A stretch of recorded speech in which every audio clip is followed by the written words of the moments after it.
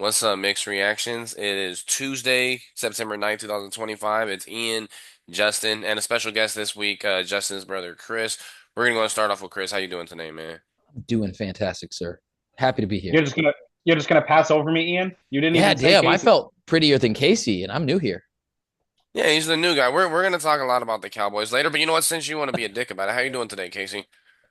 Well, I was good until I got forgotten by my co-host. Yeah. Yeah, no, I tend to do that shit. How you doing today, Justin? Oh, can't complain too much. Sun was up.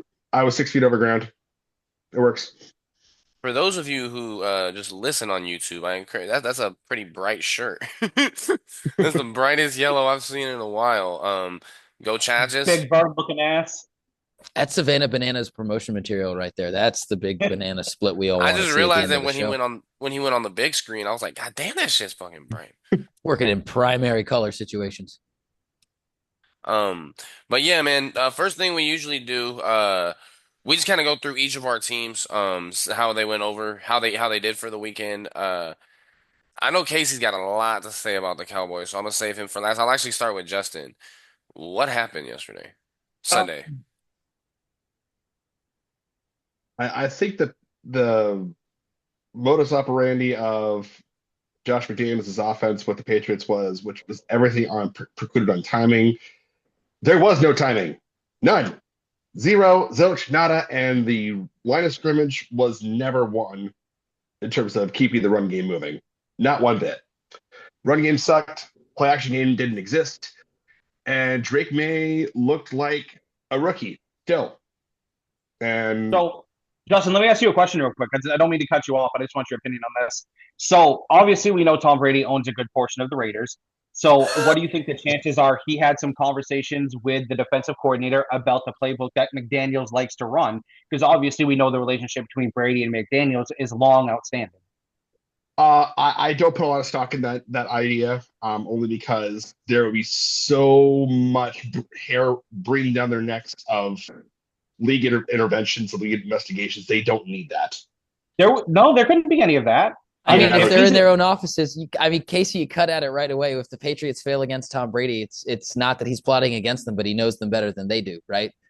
and yes, and Their that's exactly culture. it. personality It, analytics and what kind of shoes a head coach wears determines how they like to run the ball in the second half is the kind of like breakdown that people do. But you got to admit that someone's going to go to him I'm and not say, saying it's not it didn't happen. I don't put a lot of stock in the But notion that he I did. know, but hold on, real quick. There wouldn't be any league interference because, for one, Brady's part owner of the Raiders, and he can give tips. He can say, "Hey, Josh likes to run this. Josh likes to do that all the time." That Okay, fair enough. coaches go from team to team, and they do that consistently. Say, "Hey, when I was over here, we like to do a lot of That's a this." fair point. Fair point. I mean, didn't think of it that way, but again, I don't think that really played in the game. I think Drake May got the beginning of the year yips, and he once the first line of pressure got to him, once he had to come off his first, maybe second read, he panicked for most of the game.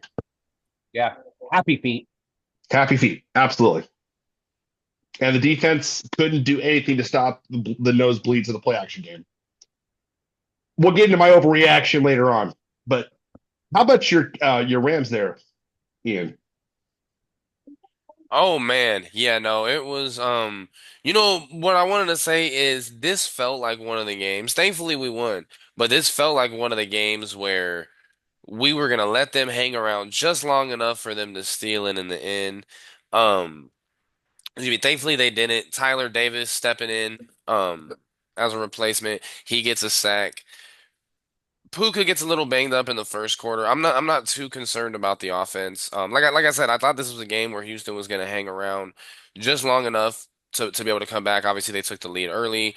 We led for the majority. Well, and we took the lead in the third quarter with that touchdown. Never looked back. But I'm satisfied. Does it tell me much about them? Not really. But it's one of those games, and I think you can say the same about just about any game. When you look back at it at the end of the season, if this was a close game, we would have lost that. 'Cause I think we're going to be a fringe playoff team. So, I like it. I think they're going to involve Kyron Williams more. I mean, he carried the ball almost 20 times, but still think they're going to get him some more runs.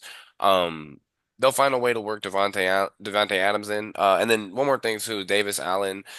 we'll see what he can come in and do. He scored his first NFL touchdown Sunday, but yeah. I mean, like I said, I was surprised at some of the cuts we made on defense before the season started, but our defense looked fine. So I think we'll be fine. It's just gonna be a matter of being patient. The And interception was dirty. The interception was by absolute. Durant, yeah, That that was was, just absolute nasty. and they got Ian, I another agree one with too. a lot of what you said. I agree with a lot of what you said. The one thing that I've been like wholeheartedly disagree with is when you said the Rams being a fringe playoff team. I think the Rams are absolutely a playoff team. I think They're they're pretty they're decisively the best team in they're the a West, especially You need to. division winning contender. I think it's gonna also. 100%. Contender, yes, but there's nothing to say that the Mhm. West is determined because Kansas City is now famously accused of being an overrated team going into the beginning of the season. Denver is still trying to find an identity on both sides We're of the talking ball. we're talking NFC West, not AFC West, my friend. Thank you, I'm Justin. sorry, I thought we're talking about the AFC West. I apologize. No, That, Yeah. you're fine. No problem. No problem. But here's why I think it's almost a foregone conclusion at this point that I think the Rams, staying healthy, of course, are going to win the NFC Mhm. West. George Kittle just got placed on IR. Brandon Ayuk is out for 6 weeks. McCaffrey can't seem to stay healthy. Brock Purdy has tweaked something, so it looks like they may have to rely on Mac Jones this week. Seattle, I can't make heads or tails of yet. They played a nice game, but still found a way to lose somehow. And of course, I will never trust Arizona. I'll always trust Toddler Murray. I mean, a similarly turbulent West in both regards. yeah. It's not. I wouldn't say fringe in any regard when you have a veteran leadership in both play design and play action in Matt Stafford and McVay, who is just going to be creative around everybody else as often as he can be. Absolutely. Mhm. But early on, it's so easy in the year to accuse offenses of, sins they haven't committed all season yet. Like guys are still getting in rhythm and momentum with one another. So finding a way, like you said, to work in Adams into the offense and, guys looking comfortable in routes when they might be starting the season with twinges and fourth year strains that keep them from being, in full game mode as of now. That's an excellent point too, and it really goes to show the lack of play time in the preseason that the NFL has now these days.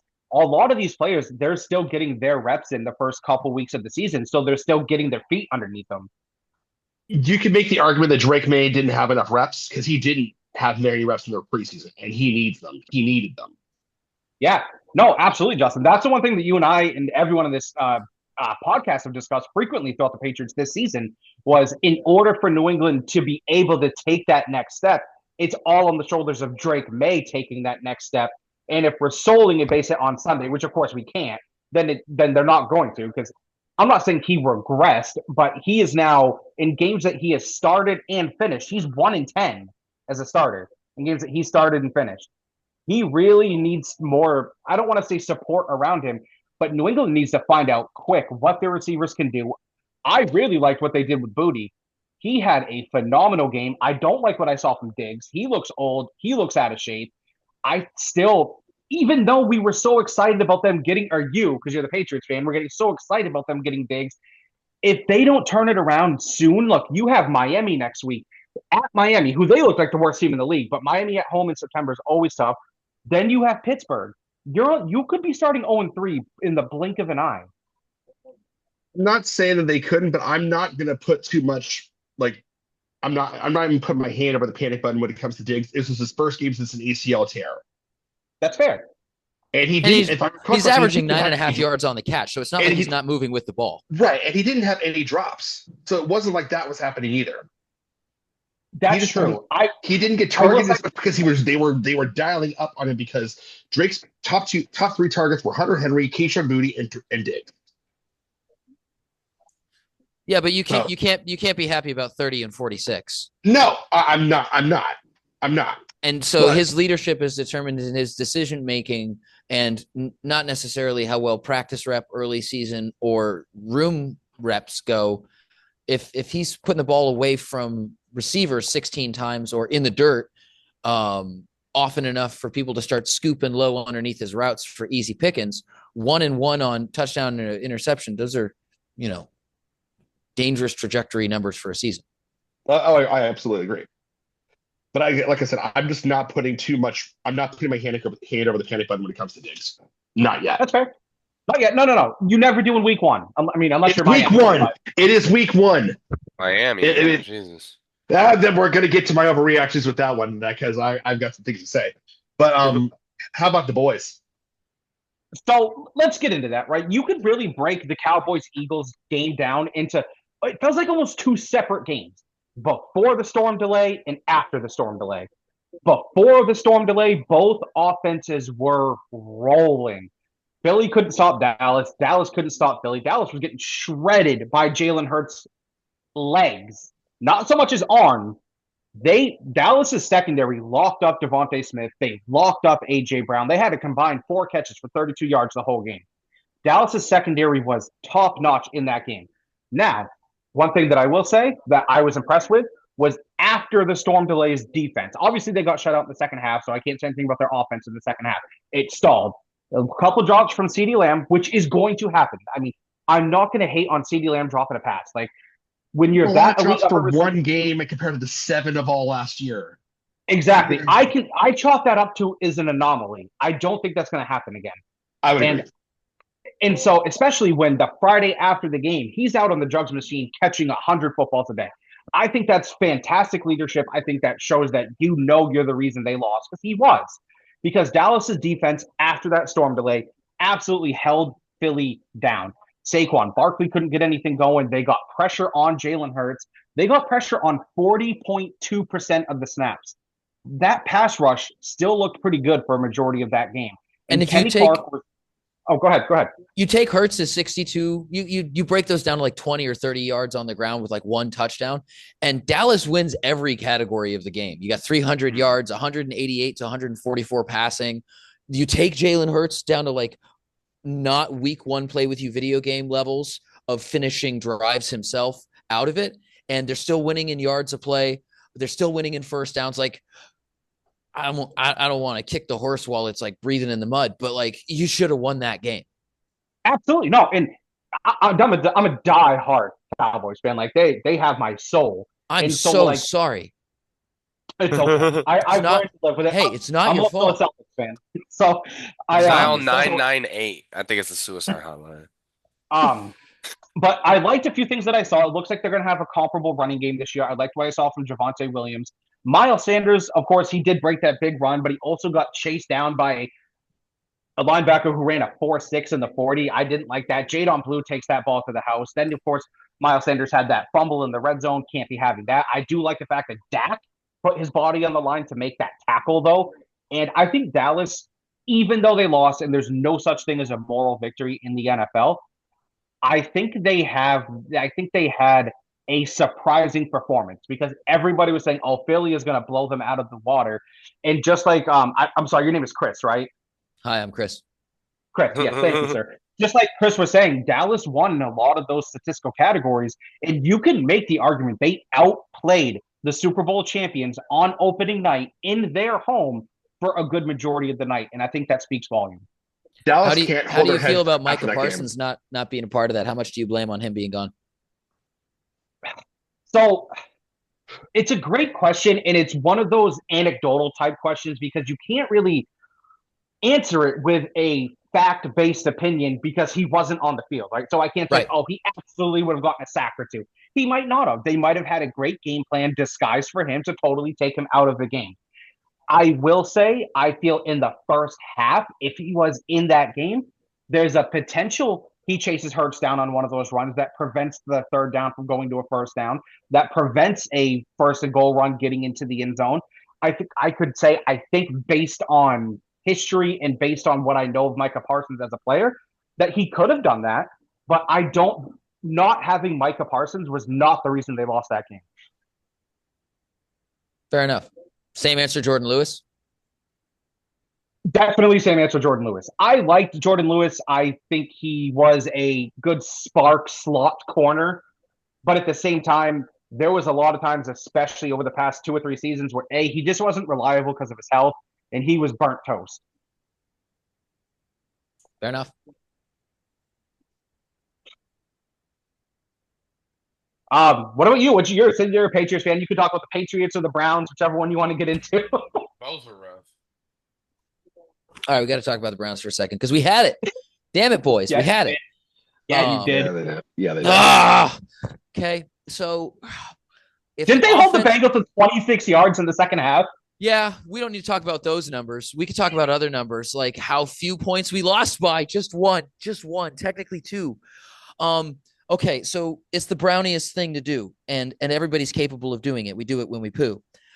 It hurts to see opportunity just chat into the wind. And that's what you see. You saw a pure flack bro performance of dad driving the minivan with all four wheels still attached. You're going to throw a couple of picks. You're going to throw a couple of 100 yards. And if the defense gets to feast, you have to get the scraps on offense that you can get.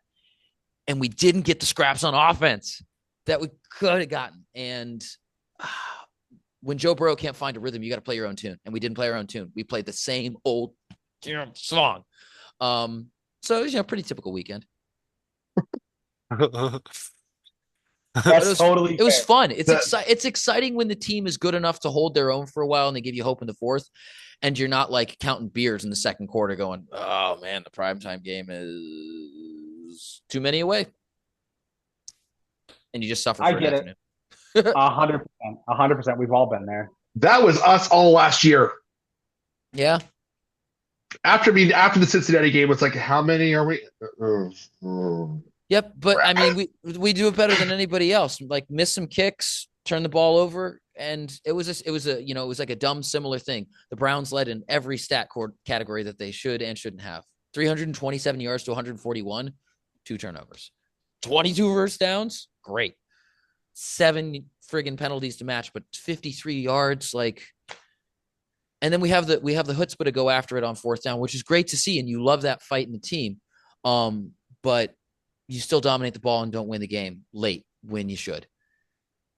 That's not even mentioning those missed field goals either. Oh no, I said it and I got away from it because that's what we do. We get away from the goal. We mention the idea of scoring and then wide left. It's the. Do you think Shedeur gets any starts this year? Yeah, I think you're going to respectfully start Flacco for the first, third, fourth of the year, unless he's dog water on ice. And then you roll out the rest of the room. Shedeur is the midseason ticket sales dip savior for a fan base that doesn't need a ticket revival. They just need a talent maintenance. So Flacco gets hurt, things gets bad, it gets to be a dogfight. Yeah, Sanders is the only reasonable decision for the Browns, which means they're probably not going to play him when they should, because rationality isn't a part of our playbook or healthy draft decisions. So we're going to have a grumpy Myles Garrett do the heckin' best he can to get out of Cleveland, and we might benefit from that. Our defense looks fantastic. We'll give you two first-round picks and Kenny Clark for them. Okay. Do we get an ice cream machine? I really just want an ice cream machine. Sure, why not? Jerry will throw that in for you. Perfect. That's honestly, like, I want him to be happy. He's worked his butt off. And whether you're a pitcher in Colorado or you're a defensive end in Cleveland, like, you do your time, you get traded to a team that loves, cares about, and wants to feed you, and then you go have a Hall of Fame career. Like, we know that because they didn't commit 3 years ago to putting a defense around the rest of him. And we still can't buy a kicker in a league full of Australians. Like, Matt Prater's the hero in Buffalo, and we've got this shit on a Sunday afternoon. Matt Prater's what, 41? We already got him at quarterback, right? Like, let's just get. And he only got in that freaking room 3 days ago. Right. Well, I mean, Papa Joe has had the book on us since we told him 2 years ago, hey, you're going to have a job whenever you want for the next 5 years, whenever we don't have a quarterback. And it's that time of the week. But it's potentially a development of young talent that insert hopeful Browns fan monologue here, handing it off to you. That makes sense. I mean, I thought just like Dallas, the Browns had a performance where, yes, they lost, and no, there's no moral victories.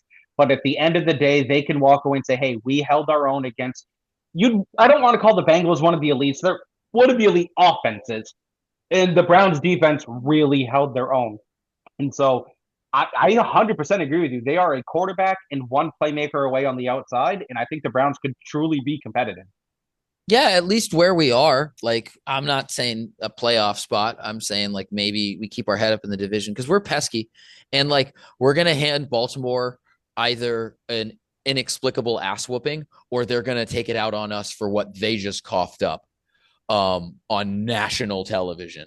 So Yeah, I think. Well, yeah, we'll get to that in the pick segment. Oh my god, I don't want I, to. I think that game's gonna be ugly. I'm sorry. Yeah, Derrick Henry's gonna eclipse his high school running career against us and get those last 500 yards to match what he did as a teenager, out of pure shame for what Josh Allen gets football Jesus credit for. Yeah, And Matt Prater, like the Jesse Chavez of football, is employed yet again. I think he's gonna stay employed even when Tyler Bass comes back and is healthy. Oh yeah. Oh, that's a locker room guy you don't want to get rid of. 100%. They can go pick up Jake. What is his name? Jake Moody. 49ers just cut him. Sure. Blankenship's still playing with Lego, so there's no hope for that career revival. But like, honestly, let him be happy. Now, boys, as I discussed earlier, we've been talking about this for a couple weeks now. I'm going to start with you, Justin, because you've been itching at this one, buddy. What's your overreaction? I've got two overreactions. One, and they're both in the AFC East. One is with the Remember, Patriots. you got to make an argument for both of them. I can make an argument for both of them. Based on this weekend's performance, the Patriots are the same freaking team from last year. The only thing that's changed is the coach on the sideline. Not a freaking thing has changed. Reaction, overreaction, exactly on par. On par. Am I wrong? Am I crazy? I think that is an overreaction for now. I have that urge and that sentiment. I agree with you, but it's still too early to say. Now, It sure as hell looked like it. If this Yeah, Sunday, but culture takes time, and Vrabes is the culture hire. Braves is definitely the culture hire. But I think what Justin is saying, I think anyways, is in terms of just this year, they're the same team. And so I think he could be right in the sense where, say, if they go and get blown out by Miami this Sunday, which is entirely possible because Miami's going to come in pissed off and motivated. If they go 0-2, then play Pittsburgh and lose that one, then Justin, you're going to be right on the money with your take that they are the same team. Different players, sure, but same old team. And then remember what I said about a month ago about Drake May. I said he's either going to take a big, giant leap or in some time they're going to start looking at him like they did Mac Jones. Because he needs to take that leap. Overreaction number two. By the end of the year, Miami needs to trade Tua and or Tyreek. Not an overreaction at all. Where for Tua, though? Cleveland? You could, I'm just kidding. No. I mean, fuck it. We'll take him. I'm trying to think, where would Tua be a good fit? I was gonna say the Jets, but Justin Fields actually looked solid last week. Seattle? San Francisco? No, because Seattle drafted Jalen Milroe, so he's definitely going to be their quarterback of the future. Tyler Murray's backup? Maybe. Yeah, I think the next role for Tua could absolutely be a backup for sure. I don't think that's an overreaction at all, Justin. I especially, you could add to that and say this is Mike McDaniels last season. He's probably the coach on the hottest seat. I don't think he's going to make it through the season. No, I don't either. And what the hell is Danny Dimes looking like the next freaking Peyton Manning in Indianapolis this weekend? Maybe the Giants are the issue because Russell Wilson looked like Daniel Jones. 7 minutes, 20 seconds, by the way, fellas, left in part one. 7:20. Okay, let me get to my overreaction real quick here. Boys, I want you to tell me if you think this is an overreaction or not. I think that Baker Mayfield is going to finish in the top 2 of MVP voting this year. And don't look at me with that fucking face, Ian. Here's my case as to why. Here's my case as to why. Okay. I think he has an excellent connection with the rookie receiver they just drafted. His name is escaping right now, and it's starting to piss me off. I'm trying to think of it. Egbuka? Thank you so much, Oh, Justin the rookie, Abuka. Yes. yeah. The only competition that I feel they have in the South is Atlanta. And then they went into Atlanta, beat them week 1 in Atlanta. Baker threw 3 touchdowns. Look at the rest of the NFC South. Carolina's terrible. The Saints are terrible. They're probably going to sweep them both. And then they'll probably end up sweeping Atlanta at home, too. So that's a clear 6 wins right there, I feel, for Baker Mayfield and Bucs. I also feel due to their strength of schedule, he's going to get 4 or 5 more wins incorporated within that season. I think Tampa's going to have a 1 or 2, probably a 2 or 3 seed in the NFC. And I think he threw over 40 touchdowns last year. I could absolutely think he could eclipse that again this year, especially with the offensive weapons that they have available at their disposal now. Bucky Irving is one of the best running back receiving running backs. God, I can't talk today. Receiving running backs in the league right now. I think Baker is just going to keep building confidence and confidence and confidence. And if it's nothing else that Baker has showed you, it's when he's playing confident, when he's playing at a high level, he can dice your defense apart. And I think this confidence is only going to grow from them this season. Overreaction or not, Baker, top 2. Not saying he's going to win it. Top 2 in MVP voting. I think it's a He's set slight up for set up, but I think it's a slight overreaction right now because there's so many. Like you got Lamar Jackson's going to come back with a vengeance. Josh Allen is freaking Josh Allen, and I think he's going to have a little bit too much competition to be that level of competition to be say top 2, top 5 right now. Yes, but not top 2. I was gonna say big overreaction, and then you gave your reasoning. So I'll kind of go with slight overreaction because your logic is sound. That's gonna be at least 6 wins in the NFC South alone. He has Bucky Irving, he has Ibuka. Obviously got to mention Mike Evans. But I mean, yeah, like Justin was saying, I mean, there's just so many. I mean, maybe if they get the 1 seed, who knows? Like, who are we? If they get the 1 seed, who are we really putting above them? But at the same time, we could see Josh out. I mean, I don't know, man. It's crowded at the top right now. Here's the thing with MVPs too. Let's not act like NFL voters don't get voter fatigue. There's a big reason why Lamar Jackson. There's a big reason why Lamar Jackson didn't win it last year. Back-to-back MVPs aren't really a thing, so I don't see Josh Allen winning it this year. Lamar Jackson's won it 2 out of 4 years. He's probably not going to get it. Everybody's sick of Mahomes. Well, That's You a know what I'm fact. saying? that's why nobody was So- upset about Kansas City losing the other night. I My do wife was. disagree that Josh Allen won't be in the MVP conversation, but I will throw my overreaction into a comment that Justin made. I think the Ravens are going to be terrible this year by accident. I think they're going to try too hard. I think they're going to throw games away late.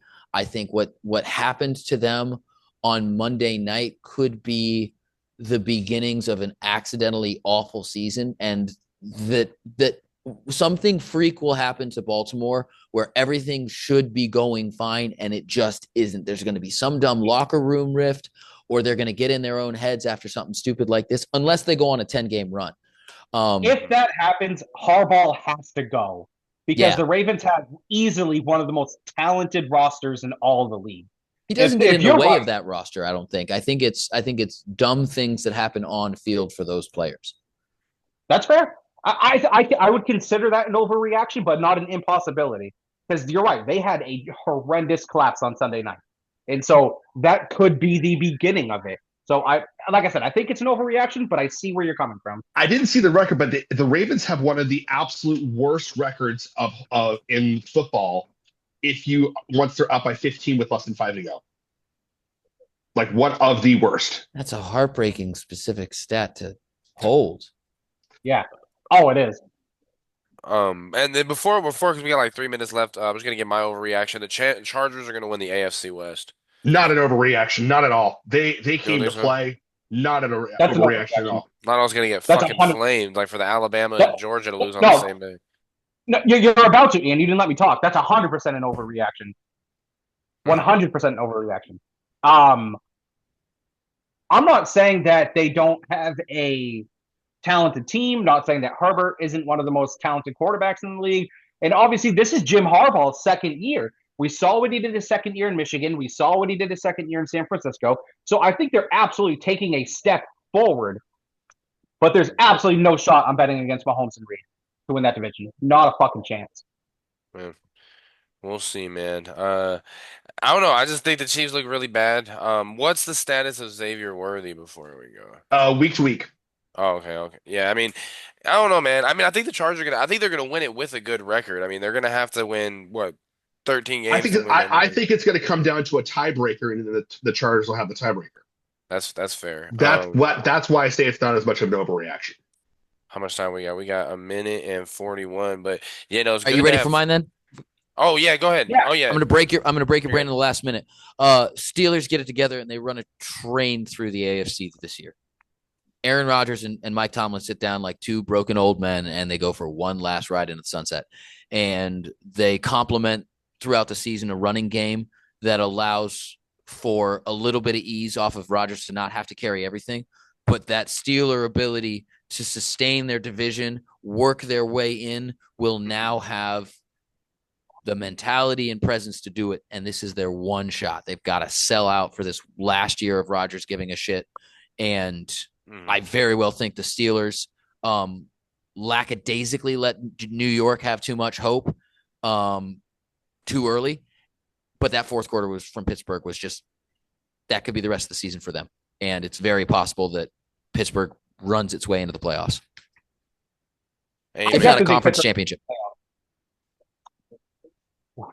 I don't Are know you who I. saying they'll go to the conference championship or they'll win the conference They'll championship? go to it. I don't think they win it, but I think they get farther than any Steelers team in the last 15 years has. I can see that happening. I can absolutely see that happening. I guess it's a possibility. And Mike Stay Based on Tomlin how they stays his play. job for 5 more years or retires. Stay tuned for part two. It's gonna cut off any second. It says less than 1 minute, so it'll be like the Sopranos. But the pick segment, man, that's yeah, you're gonna love the The pick energy. segment, boys. I routinely make bad Y'all, decisions. Me too. Yeah, I finished last place